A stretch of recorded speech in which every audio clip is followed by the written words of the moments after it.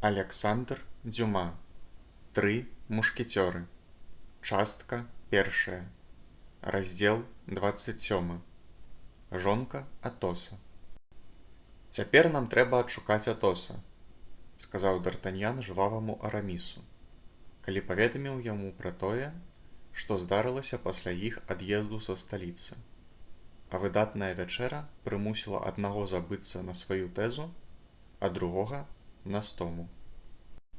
«Дык ты думаеш, што з ім магло здарыцца нешта благое?» — спытаў Араміс. «Атос такі халаднакроўны, такі мужны і так умела валодае шпагаю?» «Безумоўна, ніхто не мае больш высокай думкі пра мужнасць і спрыт Атоса, чым я. Але мне больш даспадобы чуць, як мая шпага звініць аб дзіды, чым аб кійкі. Баюся, як бы Атоса не збілі слугі. Гэтыя малойцы б'юць моцна і не спыняюцца так хутка. Вось чаму я хачу зноў выправіцца ў дарогу як мага хутчэй». «Я паспрабую паехаць з табою», — сказаў Араміс. «Хоць амаль не адчуваю сябе ў стане сесці на каня. Учора я ўзяўся карыстацца тым шнурам, што ты бачыш павешаным на сцяне, але боль не дазволіў мне працягваць гэтае пабожнае практыкаванне. Упершыню чую, каб нехта спрабаваў лячыць агнястрэльныя раны бізуном. Але ты быў хворы, а хвароба аслабляе галаву.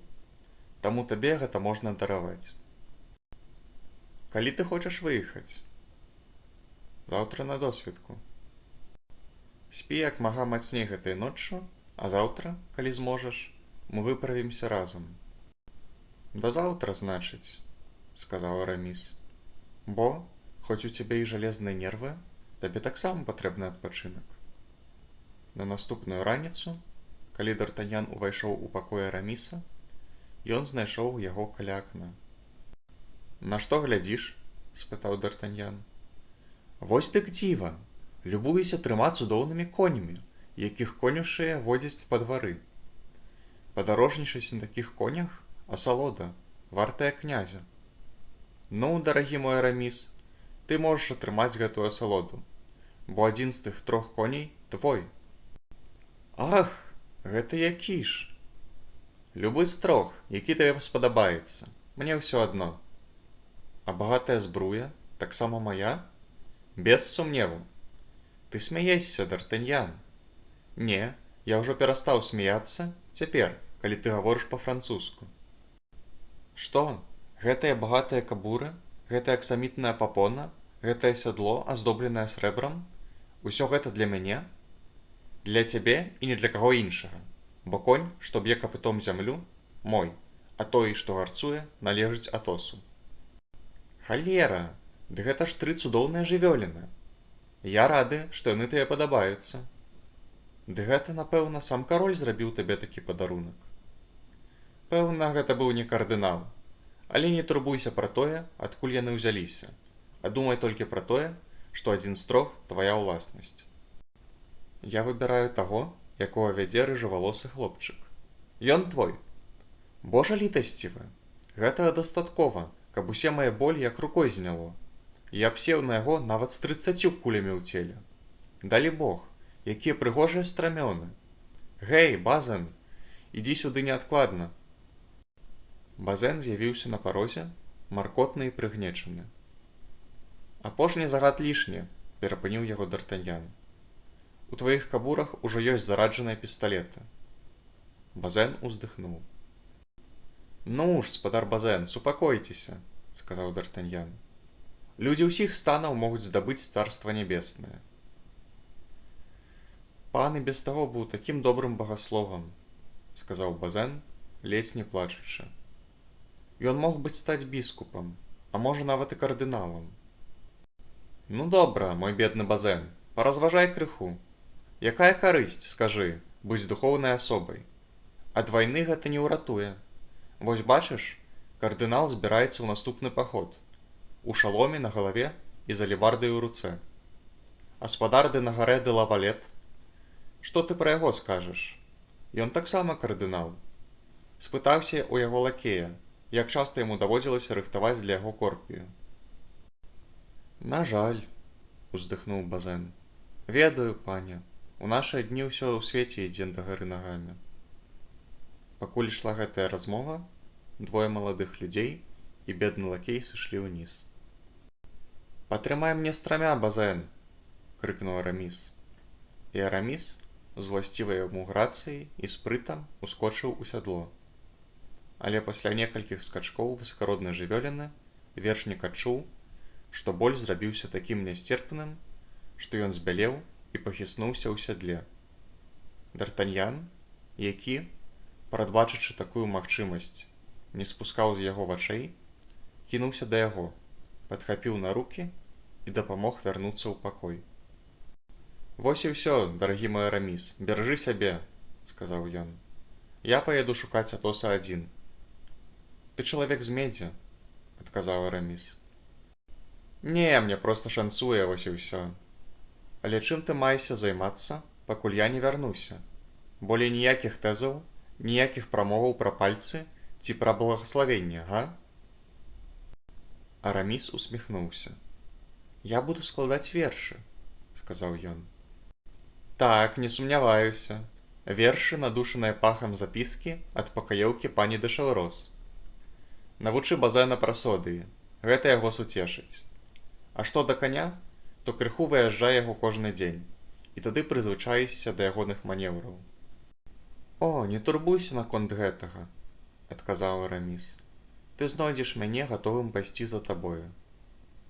Яны развіталіся і, праз 10 хвілін, даручыўшыся сябра клопатам гаспадыні і Базена, Д'Артаньян ужо рыссю ехаў у бок Амьена. Як ён збіраўся адшукаць Атоса? І ці знойдзе яго ўвогуле? Становішча, у якім ён яго пакінуў, было крытычнае. Магчыма, той ужо загінуў. Гэтая думка, хмурачы яму лоб, вырывала з грудзей некалькі ўздыхаў і прымушала даваць самому сабе клятвы помсты. З усіх яго сяброў Атос быў найстарэйшы і найменш падобны да яго, і знешнасцю, і густамі, і прыхільнасцямі. Аднак да гэтага шляхціца ён адчуваў асаблівую прыхільнасць. Высакародны і вытанчаны выгляд Атоса, тыя ўспышкі велічы, што час ад часу прарываліся праз цень, у якім ён добраахвотна трымаў сябе, тая нязменная раўнавага характару, што рабіла яго найпрыемнейшым таварышам у свеце, тая нацягнутая і цынічная весялосць, тая адвага, якую можна было б назваць сляпою, каб яна не была вынікам найрэдкаснейшай халаднакроўнасці, такія якасці выклікалі ў Д'Артаньяна болей чым павагу, болей чым сяброўства. Яны выклікалі захапленне.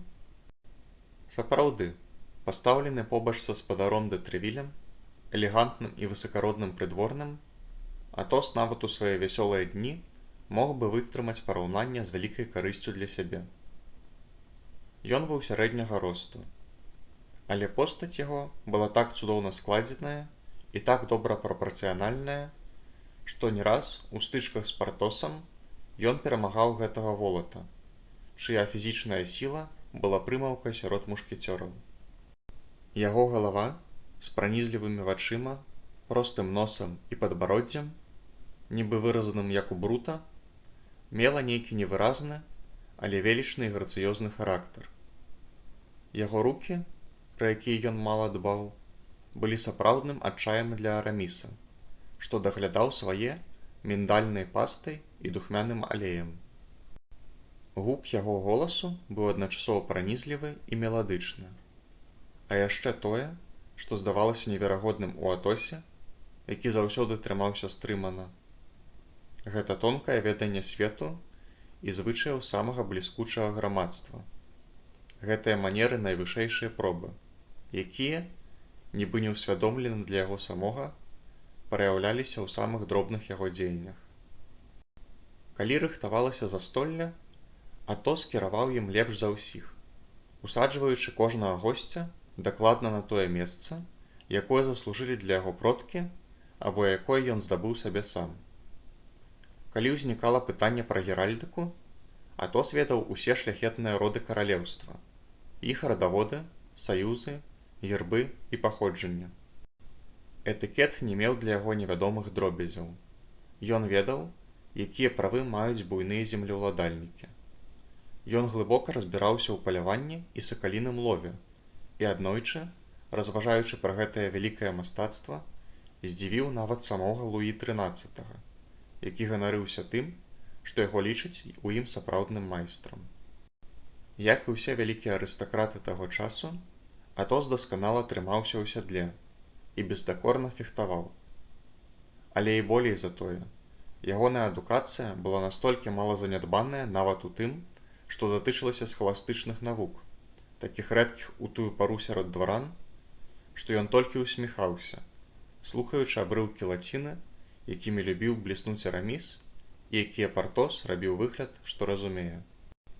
2 ці 3 разы ён нават, да вялікага здзіўлення сваіх сяброў, калі Араміс дапускаў якую-небудзь самую элементарную памылку, выпраўляў дзеяслоў у патрэбным часе і назоўнік у належным склоне. Акрамя таго, ягоная сумленнасць была бездакорная ў эпоху, калі салдаты так лёгка ішлі на здзелку са сваёй верай і сумленнем, закаханыя са строгай далікатнасцю, уласцівай нашай эпосе, а бедныя сёмай Божай запаведзю. Такім чынам, Атос быў чалавекам сапраўды незвычайным. І ўсё ж, гэтая выбітная натура, гэтая прыгожая істота, гэтая тонкая сутнасць няўлоўна схілялася да жыцця чыста матэрыяльнага, як старыя людзі схіляюцца да фізічнай і маральнай нямогласці. Атос у хвіліны сваёй хандры, а такія хвіліны здараліся часта, нібы згасаў усёй сваёй светлай часткаю, і яго бліскучы бок знікаў, быццам паглынаўся непрагляднай цемрай. Тады паўбок знікаў, заставаўся ледзь не проста чалавек. Апусціўшы галаву, з цьмяным позіркам, з павольнаю і цяжкаю мовай, Атос мог гадзінамі глядзець на сваю бутэльку, на свой келіх або на грымо, які, прызвычаіўшыся слухацца яго па знаках, чытаў у слабым позірку гаспадара найменшае жаданне і неадкладна яго выконваў. Калі ў такія хвіліны 4 сяброў бывалі разам, слова, кінутае зрэдку з гвалтоўным намаганнем, вось і ўвесь след Атоса ў размове. Узамен за маўчанне Атос піў за 4, і пры гэтым здавалася, што віно дзейнічае на яго толькі тым, што яшчэ мацней зморшчвае лоб і робіць сум яшчэ глыбейшым. Д'Артаньян, чый дапытлівы нораў нам ужо вядомы, так і не здолеў, нягледзячы на ўсю сваю зацікаўленасць у тым, каб задаволіць цікаўнасць у гэтым пытанні, знайсці якой-небудзь прычыны ні гэтым прыпадкам, ні перыядам іх паўтарэння. Атос ніколі не атрымліваў лістоў. Атос ніколі не меў ніякіх спраў, пра якія не ведалі б яго сябры. Нельга было сказаць і таго, што гэты сум выклікала віно, бо, па праўдзе кажучы, ён піў толькі дзеля таго, каб змагацца з гэтым сумам, які, аднак, як мы ўжо казалі, ад віна станавіўся толькі яшчэ больш змрочным. Гэтую змрочнасць настрою нельга было прыпісаць і гульні, бо, у адрозненне ад Партоса, які суправаджаў змены ўдачы то песнямі, то лаянкай, Атос, выйграючы, заставаўся такім жа непарушным, як і перайграючы. У коле мушкецёраў было вядома, што ён аднойчы за адну ноч выйграў 3000 пістоляў, потым прайграў іх да апошняга, ажно да залататканнага пояса для ўрачыстых дзён. Пасля зноў усё адваяваў, ды яшчэ сотняй луідораў у прыдачу. І пры гэтым яго прыгожае брыво не паднялося і не апусцілася ні на паўлініі. Рукі не страцілі сваёй жамчужнай белізны, а размова, якая тым вечарам была вясёлая, не перастала быць спакойнаю і прыемнай. Гэта не быў ні ўплыў надвор'я, як у нашых суседзяў англічан, што зацямняў яго твар. Бо сум звычайна ўзмацняўся менавіта ў найлепшую пару года. Чэрвень і ліпень былі для Атоса страшнымі месяцамі. У дадзены час ніякіх клопатаў у яго не было. Калі людзі гаварылі пра будучыню, ён толькі паціскаў плячыма. Ягоная таямніца, значыць, хавалася ў мінулым, як не раз туманна намякалі Д'Артаньяну. Гэты загадкавы цень, разліты па ўсёй яго асобе, рабіў яшчэ цікавейшым чалавекам, чые вочы або вусны, нават у самай поўнай ап'янеласці, ніколі нічога не выдавалі, як бы спрытна яго не распытвалі. «Што ж», – думаў Д'Артаньян, – «бедны Атос, магчыма, у гэтую хвіліну ўжо мёртвы, і мёртвы па маёй віне, бо гэта я ўцягнуў яго ў гэтую гісторыю, паходжанне якой ён не ведаў, выніку якой не ведае і з якой не можа атрымаць ніякай карысці. І не лічачы таго, пане, дадаў Планшэ да разваг свайго гаспадара, выказаных у голас, што, магчыма, мы самі абавязаны яму жыццём. Вы памятаеце, як ён крыкнуў: «Наперад, Д'Артаньян, наперад, мяне схапілі!» А калі ён стрэліў з сваіх 2 пісталетаў, які страшны грукат ён узняў сваёй шпагаю. Можна было падумаць, што б'юцца 20 чалавек, а то і 20 шалёных д'яблаў. Гэтыя словы яшчэ больш узмацнілі запал Д'Артаньяна, які пусціў каня хутчэй, хоць той і без таго не меў патрэбу ў падганянні. І яны паехалі вельмі шпарка. Каля 11 гадзіны раніцы яны ўбачылі Амьен, а неўзабаве, а паловіна 12-ю, ужо стаялі перад дзвярыма праклятай карчмы. Д'Артаньян ужо не раз абдумваў для вераломнага карчмара адзін з тых грунтоўных актаў помсты, што суцяшаюць ужо адной надзеі на іх здзяйсненне. Ён увайшоў у карчму, насунуўшы капялюш на вочы, паклаўшы левую руку на эфес шпагі і пстрыкаючы бізуноў правай. «Вы мяне памятаеце?» – спытаў ён у карчмара, які выйшаў яго вітаць. «Не маю гэтага гонару, пане», – адказаў той, а вочы яго былі аслеплены бліскучым выглядам, у якім падарожнічаў Д'Артаньян. «Што, не пазнаеце мяне?» «Не, пане». «Ну што ж, 2 слоў хопіць, каб асвяжыць вашу памяць. Што вы зрабілі з тым спадаром, якога мелі дзёрзкасць каля 12 дзён таму абвінаваціць у распаўсюджванні фальшывых грошай?» Карчмар збялеў як смерць, бо Д'Артаньян прыняў пагрозлівую паставу, і Планшэ странна пераймаў свайго гаспадара. «Ах, пане, не ўзгадвайце гэтага!» – закрычаў карчмар самым жаласным голасам, які толькі можна ўявіць. «Ах, пане, як дорага я заплаціў за гэтую віну, няшчасны чалавек!» «Той спадар, кажу я вам, што з ім сталася?» «Выслухайце мяне, пане, і будзьце міласэрныя. Сядайце, прашу вас, з літасці!» Д'Артаньян, нямы ад гневу і трывогі, сеў, захоўваючы грозны выгляд суддзі. Планшэ лютым позіркам глядзеў праз спінку яго крэсла. «Вось як усё было, пане!» – працягваў дрыготкі карчмар. «Бо цяпер я вас прыгадваю. Менавіта вы з'ехалі ў тую хвіліну, калі ў мяне здарылася тая няшчасная сварка з тым спадаром, пра якога вы кажаце. Так, гэта быў я, і вы самі можаце бачыць, што вам няма чаго чакаць літасці, калі вы не скажаце мне ўсёй праўды. Выслухайце мяне ласкава, і вы ўсё даведаецеся. Я слухаю. Улады папярэдзілі мяне, што ў маю карчму прыбудзе славуты фальшываманетчык з некалькімі сваімі паплечнікамі, усе пераапранутыя ў гвардзейцаў або мушкецёраў. Пане, мне далі апісанне вашых коней, вашых лакеяў, вашых твараў. Нічога не было прапушчана». «Далей, далей!» – сказаў Д'Артаньян, які хутка зразумеў, адкуль магло ўзяцца такое дакладнае апісанне. «Тады я, у адпаведнасці з загадамі, уладаў, якія прыслалі мне падмацаванне 6 чалавек, прыняў такія меры, якія палічыў патрэбнымі, каб схапіць асобаў, што выдавалі сябе за фальшываманетчыкаў». «Зноў гэта!» – сказаў Д'Артаньян, у якога вушы проста гарэлі ад паўтарэння гэтага слова. «Даруйце, пане, што кажу такія рэчы, але менавіта яны служаць мне апраўданнем.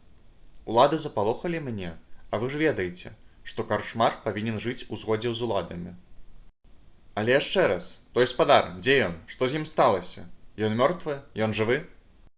«Цярпенне, пане, мы якраз да гэтага падыходзім. Адбылося тое, што вам ужо вядома, і што ваш паспешлівы ад'езд», – дадаў карчмар з праніклівасцю, якая не ўцякла ад Д'Артаньяна, нібыта дазваляў лічыць абгрунтаваным. «Той спадар, ваш сябар, бараніўся адчайна. Яго слуга, які праз нейкае неспадзяванае няшчасце пасварыўся з людзьмі, перапранутымі ў конюхаў?» «Нягоднік!» – закрычаў Д'Артаньян. «Дык вы ўсе былі ў змове!» І я нават не ведаю, што ўтрымліваеце мяне ад таго, каб не вынішчыць вас усіх. На жаль, пане, мы не былі ў змове, як вы зараз самі ўбачыце. Той спадар, ваш сябар. Даруйце, што не называю яго тым ганаровым імём, якое ён, без сумневу, носіць, але мы гэта імя не ведаем. Той спадар, ваш сябар, выявіўшы са строю 2 чалавек сваімі пісталетамі, адступаў, адбіваючыся шпагаю, і ёй вывеў са строю яшчэ аднаго з маіх людзей, а мяне аглушыў ударам яе плашмя. «Нягоднік, ты скончыш урэшце!» – закрычаў Д'Артаньян. «Атос! Што сталася з Атосам?» Адступаючы і адбіваючыся, як я ўжо меў гонар казаць пану, ён апынуўся перад дзвярыма на лесвіцу ў склеп, і паколькі дзверы былі адчыненыя, ён выцягнуў ключ, замкнуўся ўнутры і забарыкадаваўся там. Паколькі мы былі ўпэўненыя, што знойдзем яго менавіта там, мы пакінулі яго ў спакоі. «Так», – сказаў Д'Артаньян, – «вы, значыць, не хацелі яго забіць. Вы толькі хацелі яго зняволіць». «Божа міласцівы, зняволіць яго, пане? Ды ён сам сябе зняволіў, клянуся вам. Перш за ўсё, ён там так нарабіў, што адзін чалавек быў забіты на месцы, а яшчэ 2 цяжка параненыя.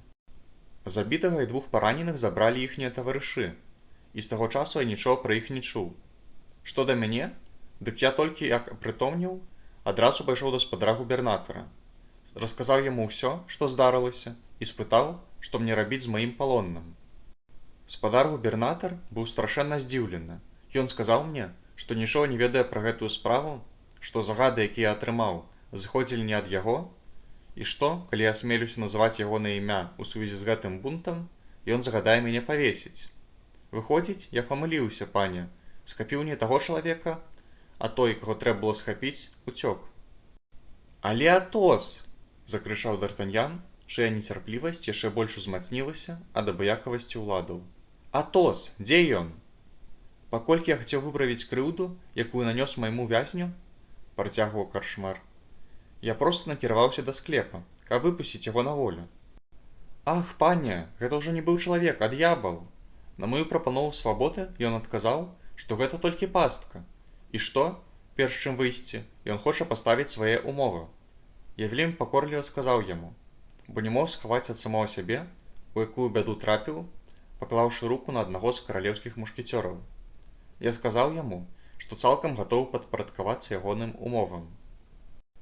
«Перш за ўсё, – сказаў ён, – я хачу, каб майго слугу пасадзілі са мною, да яшчэ і пры поўнай зброі». Мы паспяшаліся выканаць гэты загад. Бо, пане, будзьце ласкавыя зразумець, мы былі схільныя рабіць усё, чаго толькі пажадае ваш сябар. Спадар Грымо, ён сам назваў нам сваё імя, хоць гаворыць ён нямнога, спадар Грымо, значыцца, спусціўся ў склеп, паранены, як быў. Потым яго гаспадар, упусціўшы яго, зноў забарыкадаваў дзверы і загадаў нам сядзець ціха ў нашай зале. «Але дзе Атос цяпер?» – закрычаў Д'Артаньян. «Дзе Атос?» «У склепе, пане». «Што? Нягоднік! Ты ўвесь гэты час трымаў яго ў склепе?» «Міласэрнае неба! Не, пане! Мы яго трымаем у склепе? Вы не ведаеце, што ён там вырабляе?» «Ах, калі б вы толькі маглі ўгаварыць яго выйсці, пане, я быў бы вам дзячны да канца жыцця. Я шанаваў бы вас як свайго апекуна святога». «Значыць, ён там? Я знайду яго там?» «Без усякага сумневу, пане. Ён упарта не хоча выходзіць. Мы кожны дзень прасоўваем яму праз адтуліну для паветра хлеб на канцы відэльца. А калі ён просіць, і мяса. Але, на жаль, ні хлеба і ні мяса ён спажывае найбольш. Аднойчы я спрабаваў спусціцца туды з 2 сваімі слугамі, але ён прыйшоў у страшэнную лютасць. Я пачуў, як ён зараджаў свае пісталеты, а яго слуга – мушкет. А калі мы спыталі, якія ў іх намеры, ён адказаў, што ў яго ёсць 40 зарадаў і што ён разам са сваім слугой выпусціць іх усе да апошняга, перш чым дазволіць хоць адной жывой душы з нас ступіць нагою ў склеп. Пасля гэтага я пайшоў скардзіцца губернатару, а той адказаў, што я толькі атрымаў тое, чаго заслугоўваў, і што гэта навучыць мяне не абражаць сумленных спадароў, якія спыняюцца ў маім доме. «Так што з таго часу, – адказаў Д'Артаньян, ужо зусім не ў стане стрымаць смеху, гледзячы на жаласны твар карчмара. Так што з таго часу, пане, працягваў той, мы жывем самым гаротным жыццём, якое толькі можна ўявіць. Бо вы павінны ведаць, пане, што ўсе нашы запасы захоўваюцца ў склепе. Там наша віно ў бутэльках і ў бочках. Там піва, алей і спецыі, вяндліна і каўбасы. І паколькі нам нельга туды спускацца, мы вымушаныя адмаўляць у ежы і пітве падарожным, якія прыязджаюць у карчму. Так што наша справа з кожным днём усё больш і больш ідзе да разарэння. Калі ваш сябар прабудзе ў маім склепе яшчэ тыдзень, я стану банкрутам. І гэта будзе не больш чым справядліва, дурню. Хіба ж па нашым выглядзе нельга было заўважыць, што мы людзі высакароднага стану, а не фальшываманетчыкі, га? Так, пане, вы маеце рацыю, сказаў карчмар. Але ц, вунь ён. Хтосьці, напэўна, яго патрывожыў, сказаў Д'Артаньян. Але ж яго і павінны былі патрывожыць, закрычаў карчмар. Вось толькі што прыехалі два англійскія спадары. Ну і што? Ну, англічане, як вам вядома, пане, любяць добрае віно. Гэтыя папрасілі самага лепшага. Мая жонка, магчыма, прасіла ў спадара Атоса дазволу спусціцца ў склеп, каб абслужыць гэтых спадароў. А ён, як заўсёды, адмовіў. Ах, божа міласцівы! Вось гамана стала яшчэ больш. Д'Артаньян сапраўды пачуў збоку склепа вялікі грукат. Ён устаў і, папярэджаны карчмаром, які ламіў сябе рукі, а ззаду суправаджаемы планшэй з гатовым да стральбы мушкетам, падышоў да месца дзеяння. Абодва спадары былі ў шалёнай злосці. Яны доўга ехалі і паміралі з голаду і смагі. «Гэта ж сапраўдная тыранія!» – закрычаў адзін з іх на вельмі добрай французскай мове, хоць і з чужаземным вымаўленнем. Каб гэты вар'ят не дазваляў добрым людзям доступу да іх уласнага віна. Лухта ўсё гэта. Давайце вылавім дзверы, а калі ён знатна далёка зайшоў у сваім вар'яцтве, дык што ж, мы яго заб'ём. «Спакойна, спадары», – сказаў Д'Артаньян, выцягваючы пісталет з-за пояса. «Вы нікога не заб'яце, калі ласка». «Добра, добра!» – закрычаў спакойны голас Атоса з другога боку дзвярэй. «Няхай толькі ўвойдуць гэтыя пажаральнікі малых дзяцей, і мы паглядзім». Якімі б смелымі не здаваліся гэтыя два англійскія спадары, яны з сумневам паглядзелі адзін на аднаго. Можна было падумаць, што ў гэтым склепе сядзіць адзін з тых галодных людаедаў, волатаў з народных легенд, у чыю пячору нельга было ўварвацца без наступстваў. Настала хвіліна маўчання, але ўрэшце двое англічан пасароміліся адступіць, і той, што быў больш раз'юшаны, спусціўся на 5 ці 6 прыступках, якія вялі ў склеп, і так пнуў дзверы, што хапіла б і сцяну прабіць. «Планшэ!» – сказаў Д'Артаньян, узводзячы куркі на сваіх пісталетах. «Я вазьму на сябе таго, што наверсе. Ты сачы за тым, што ўнізе. Ага, спадары, вам хочацца бою? Вы яго атрымаеце». «Божа міласцівы!» – закрычаў глухаваты голас Атоса. «Здаецца, я чую Д'Артаньяна». «Так!» – закрычаў Д'Артаньян у адказ, таксама павысіўшы голас. «Гэта я, дружа мой». «А, добра!» – адказаў Атос. «Тады мы навучым розуму гэтых ламачоў дзвярэй». Спадары ўжо выхапілі шпагі, але апынуліся паміж двух агнёў. Яны яшчэ хвіліну вагаліся. Аднак, як і раней, гонар узяў уверх, і другі ўдар нагою раскалоў дзверы знізу да верху. «Адступіся, Д'Артаньян, адступіся!» – закрычаў Атос. «Я зараз стрэлю!» «Спадарства!» – усклікнуў Д'Артаньян, якому разважлівасць ніколі не здраджвала. «Спадарства, падумайце, што вы робіце! Цярпенне, Атос! Вы ўвязваецеся ў надзвычай дурную гісторыю. Вас проста прашые кулямі. Я і мой слуга зробім па вас 3 стрэлы, а вы атрымаеце столькі ж са склепа. Пасля застануцца яшчэ нашы шпагі, а імі, запэўніваю вас, мы з маім сябрам валодаем вельмі добра. Дазвольце мне ўладзіць і вашу справу, і сваю. Неўзабаве вы атрымаеце, што выпіць. Даю вам слова». «Калі там яшчэ хоць нешта засталося», – прабурчаў крыплівы голас Атоса. Карчмар адчуў, як халодны пот пацёк у яго па спіне. «Што? Колькі засталося?» – прамармытаў ён. «Д'ябал вазьмі!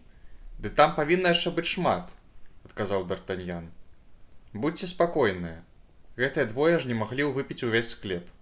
Спадарства, укладзіце шпагі ў ножны». «Добра, але толькі калі вы самі ўкладзеце пісталеты за пояс». «Ахвотна!» І Д'Артаньян паказаў прыклад. Потым, павярнуўшыся да планшэ, даў яму знак апусціць мушкет. Англійскія спадары, пераканаўшыся ў мірных намерах, з бурчаннем уклалі шпагі ў ножны. Тады ім расказалі гісторыю зняволення Атоса.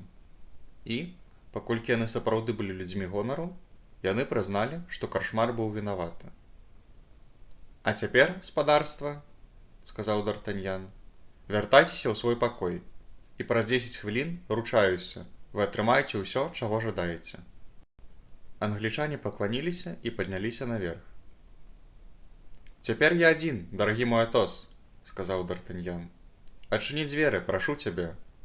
«Зараз», – адказаў Атос. Тут пачуўся вялікі грукат. Гэта адцягваліся вязанкі дроў і са стогнам валіліся стоўпы. Усё гэта былі контраскарпы і бастыёны Атоса, якія сам абложаны цяпер разбіраў.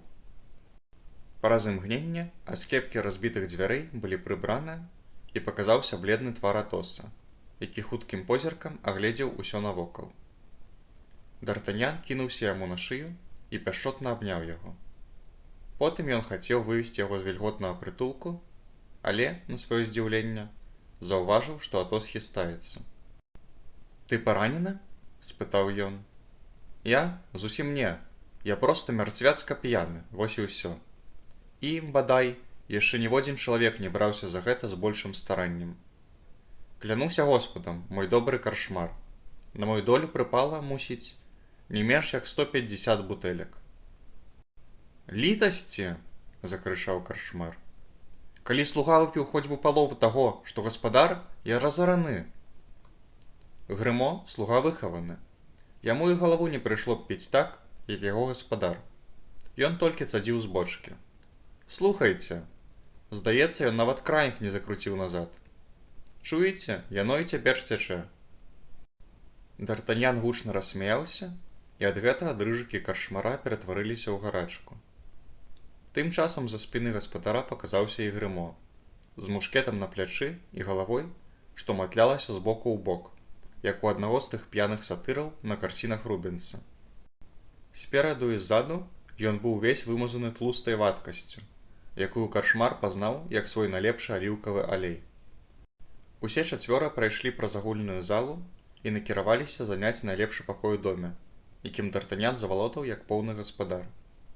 Тым часам Карчмар з жонкай схапілі ліхтары і паспяшаліся ў склеп, куды так доўга ім не было доступу, і дзе іх чакала страшнае відовішча. За ўмацаваннямі, праз якія Атос праламаў сабе выхад, і якія складаліся з вязанак дроў, дошак і пустых бочак, наваленых паводле ўсіх правілах ваеннага мастацтва, яны ўбачылі, як у лужынах алею і віна плаваюць косткі і абгрызкі ўсіх з'едзеных вяндлін. Увесь левы кут склепа быў завалены грутай пабітых бутэлек, а бочка, з пакінутай адкрытаю кранаю, аддавала гэтым спосабам апошнюю кроплю сваёй крыві. Вобраз спусташэння і смерці, як кажа старажытны паэт, панаваў тут быццам на полі бітвы. З 50 вялікіх каўбас, падвешаных да бэлек, засталося ледзьве 10. Тады скляпенні склепа прарэзалі галашэнні Карчмара і Карчмаркі. Д'Артаньян нават сам быў імі крануты. Атос нават не павярнуў галавы. Смутак змяніўся лютасцю. Карчмар схапіў ражон і ўварваўся ў пакой, заняты двума сябрамі. «Віна!» – сказаў Атос, убачыўшы Карчмара. «Віна?» – закрычаў ашаломлены Карчмар. «Віна? Да вы выпілі больш, чым на 100 пістоляў. Я разараны, я загублены, я знішчаны». «Пфе!» – сказаў Атос. «Мы заўсёды любілі выпіць». «Калі б вы толькі пілі, яшчэ паўбяды, але ж вы пабілі ўсе бутэлькі. Вы штурхнулі мяне на кучу, якая пакацілася ўніз. Гэта ўжо ваша правіна. Увесь мой алей! Алей – найлепшы бальзам для ран. А майму беднаму Грымо трэба было ж перавязаць ім раны, якія вы яму нанеслі. Усе мае каўбасы абгрызены. У тым склепе, відаць, водзіцца незлічоная колькасць пацукоў. Вы мне за гэта заплаціце! Закрычаў раз'юшаны карчмар. Тройчы асёл! Сказаў Атос, падымаючыся, але адразу ж зноў упаў. Ён выпрабаваў усе свае сілы да мяжы. Д'Артаньян прыйшоў яму на дапамогу, трымаючы ў руцэ бізун. Карчмар адступіў і заліўся слязьмі. Гэта навучыць вас, сказаў Д'Артаньян, абыходзіцца больш ветліва з гасцямі, якіх вам паслае Бог. Бог, скажыце лепш, д'ябал. Дарагі мой, сказаў Д'Артаньян, калі вы і далей будзеце так нас дапякаць, мы ўсе чацвёра зноў замкнёмся ў вашым склепе, і тады пабачым, ці сапраўды шкода такая вялікая, як вы кажаце. О, спадарства, сказаў карчмар, я быў неправы, прызнаю гэта, але кожны грэх мае сваё дараванне. Вы ж людзі высакародныя, а я ўсяго толькі бедны карчмар, вы пашкадуеце мяне. А, калі вы гаворыце такім тонам, сказаў Атос, вы разаб'яце мне сэрца, і слёзы пацякуць з маіх вачэй, як віно цякло з бочкі. Мы не такія ўжо д'яблы, якімі здаёмся. Ідзіце сюды, пагаворым. Карчмар падышоў нерашуча. Ідзіце сюды, кажу я вам, і не бойцеся, працягваў Атос. Якраз у тую хвіліну, калі я збіраўся вам плаціць, я паклаў свой кашалёк на стол. Так, спадар. У тым кашальку было 60 пістоляў. Дзе ён? Перададзены суддзі. Сказалі, што там фальшывыя грошы. Вельмі добра. Вярніце мне мой кашалёк і пакіньце сябе тыя 60 пістоляў. Але пан выдатна ведае, што суд ніколі не вяртае таго, да чаго ўжо дакрануўся. Каб гэта былі фальшывыя грошы, яшчэ можна было б спадзявацца. Але, на жаль, усе манеты былі сапраўдныя. Дык выкручвайцеся, як ведаецеся, мой добры чалавек. Мне гэта ўжо не датычыць. Ты больш што ў мяне не засталося ніводнага ліўра. Ну, сказаў Д'Артаньян, трэба пашукаць далей. Конь Атоса, дзе ён? У стайні. Колькі ён каштуе? Максімум 50 пістоляў. Ён каштуе 80. Бярыце яго і на тым канец. Што? Закрычаў Атос. Вы прадаеце майго коня, майго баязета? І на чым жа я, скажыце, буду праводзіць кампанію? На Грымо? Я прывёз табе іншага, сказаў Д'Артаньян. Іншага? І проста цудоўнага, закрычаў карчмар. Ну, калі ёсць іншыя, лепшыя і маладзейшыя, дык можце забіраць старога. А цяпер вып'ем. Што падаць? Спытаў карчмар, да якога імгненна вярнулася вясёласць. Таго, што на дне каля рэек. Там яшчэ засталося 25 бутэлек. Усё астатняе разбілася, калі я зваліўся. Прынясіце 6. Ды гэты чалавек проста бочка, сказаў карчмар у бок. Калі ён толькі прабудзе тут з 2 тыдні і заплаціць за ўсё, што вып'е, я хутка зноў пастаўлю сваю справу на ногі. І не забудзьцеся, сказаў Д'Артаньян, прынесці яшчэ 4 бутэлькі таго самага віна 2 англійскім спадарам. А цяпер, сказаў Атос, пакуль нясуць віно, раскажы мне, Д'Артаньян, што сталася з астатнімі. Ну, пачынай. Д'Артаньян расказаў, як знайшоў Партоса ў ложку, а Араміса за сталом паміж 2 багасловамі. Калі ён скончыў, увайшоў карчмар з віном і вяндлінаю, якая, на шчасце, для яго засталася па-за склепам. Вось гэта добра, сказаў Атос, наліваючы келіх сабе і сябру. Ну, за Партоса і Араміса. Але ты, Д'Артаньян, што з табою? Што здарылася асабіста з табою? У цябе нейкі засмучаны выгляд. На жаль, сказаў Д'Артаньян, таму што я самы няшчасны з усіх. Раскажы. Праз хвіліну, сказаў Д'Артаньян. Праз хвіліну? А чаму праз хвіліну? Таму што ты думаеш, нібы я п'яны? Д'Артаньян, запомні сабе, мае думкі ніколі не бываюць такімі яснымі, як пасля таго, калі я добра вып'ю. Кажы ж, я ўвесь увага. Д'Артаньян расказаў яму сваю прыгоду са спадарыняй Банасье. Атос слухаў яго, нават не зморшчыўшы броваў. А калі той скончыў, сказаў: Дробязі. Адны дробязі. Гэта было яго любімае слова. «Вы заўсёды кажаце дробязі, дарагі Атос», – сказаў Д'Артаньян. «І гэта вельмі кепска гучыць з вашых вуснаў, бо вы ніколі не кахалі». Патухлы ад віна позірк Атоса ўспыхнуў, але толькі на імгненне. Пасля зноў стаў цьмяны і пусты. «Гэта праўда», – сказаў ён ціха. «Са свайго боку я ніколі не кахаў». «Дык прызнайце ж, ваша каменнае сэрца», – сказаў Д'Артаньян, «што вы не маеце рацыі, калі так сурова ставіцеся да нас, людзей з пяшчотнымі сэрцамі». «Пяшчотныя сэрцы, прабітыя сэрцы», – сказаў Атос. «Што вы кажаце?» «Кажу, што каханне – гэта латарэя, у якой той, хто выйграе, выйграе смерць. Вы вельмі шчаслівы, што прайгралі, паверце мне, дарагі Д'Артаньян. І калі я магу даць вам якую параду, дык толькі адну – заўсёды прайгравайце». «Але ж мне здавалася, што яна мяне кахала». «Здавалася, кажаце? Ой, яна сапраўды мяне кахала». «Дзіця вы яшчэ», – сказаў Атос. «Няма такога мужчыны, які хоць раз не думаў, як вы цяпер, што яго палюбоўніца яго кахае. І няма такога мужчыны, якога ў гэтым не ашукала палюбоўніца. Акрамя вас, Атос, бо ў вас яе ніколі не было». «Гэта праўда», – сказаў Атос пасля хвіліны маўчання. «Гэта праўда. У мяне ніколі не было палюбоўніцы. Вып'ем». «Але ж тады, як філосаф, якім вы з'яўляецеся, – сказаў Д'Артаньян, – навучыце мяне, падтрымайце мяне. Мне трэба, каб мяне навучылі і суцешылі». «Суцешылі? Ад чаго?» «Ад майго няшчасця». «Ваша няшчасце смешнае», – сказаў Атос, паціснуўшы плячыма. «Вось мне хацелася б ведаць, што б вы сказалі, каб я расказаў вам сапраўдную гісторыю кахання». «Тую, што здарылася з вамі? Або з адным маім сябрам, якая розніца? Раскажыце, Атос, раскажыце. Лепш, калі я вып'ю.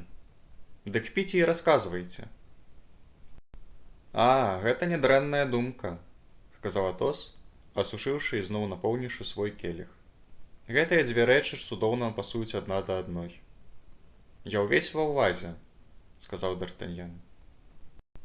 Атос сабраўся з думкамі, і чым больш ён гэта рабіў, тым больш Д'Артаньян бачыў, як той бляднее. Ён быў ужо ў тым стане ап'янення, калі звычайныя п'яніцы валяцца на падлогу і засынаюць. Але Атос трымаўся, не засынаючы. У гэтым самнамбулізме п'янства было нешта жудаснае. «Вы сапраўды гэта хочаце?» – спытаў ён. «Малю вас», – сказаў Д'Артаньян. «Няхай будзе па-вашаму. Адзін мой сябар, заўважце добра, адзін мой сябар, а не я сам», – сказаў Атос, перапыніўшы сябе меланхалічнай усмешкай. «Адзін з графаў маёй правінцыі, гэта значыць Бері, высакародны, як Дандола або Манмарансі, у 25 гадоў закахаўся ў дзяўчыну 16 гадоў, прыгожаю, як толькі можа намаляваць уяўленне. Скрозь дзіцячую нявіннасць яе ўзросту прасвечваў палкі розум, не жанчыны, а паэта. Яна не проста падабалася, яна ап'яняла. Яна жыла ў маленькім мястэчку разам са сваім братам, які быў кюрэ. Абодва яны нядаўна з'явіліся ў гэтых мясцінах. Адкуль яны прыйшлі, ніхто не ведаў. Але, бачачы яе такой прыгожай, а брата такім набожным, нікому і ў галаву не прыходзіла пытацца, адкуль яны. Праўда, казалі, што яны добрага роду. Мой сябар, які быў валадаром той акругі, мог бы спакусіць яе або сілай узяць сабе, калі б захацеў, бо ён быў гаспадаром. Хто прыйшоў бы на дапамогу двум чужынцам, двум невядомым людзям? Але, на жаль, ён быў чалавекам сумленным.